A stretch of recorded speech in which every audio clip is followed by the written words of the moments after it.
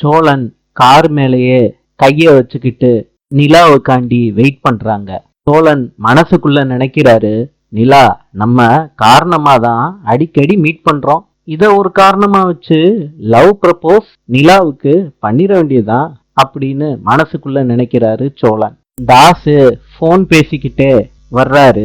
போன்ல சொல்றாரு, photo shoot எடுக்கணும் வந்துருங்க அப்படின்னு சொல்றாரு. இத கேட்டுட்டு சோழன் சொல்றாரு, சார் யாருக்காச்சு கல்யாணமா? எதுக்கு போட்டோ ஷூட்லாம் எடுக்கணும்னு சொல்றீங்க சார் அப்படின்னு சோழன் கேக்குறாரு தாஸ் கிட்ட.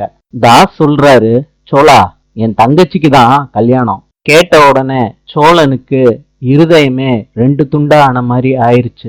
அப்ப நிலாவை பாக்குறாரு. சோழன் காரை ஓட்டிக்கிட்டு இருக்காரு. இப்ப தாஸ் சொல்றாரு, நிலா கொஞ்சம் சந்தோஷமா தான் இரேம்மா.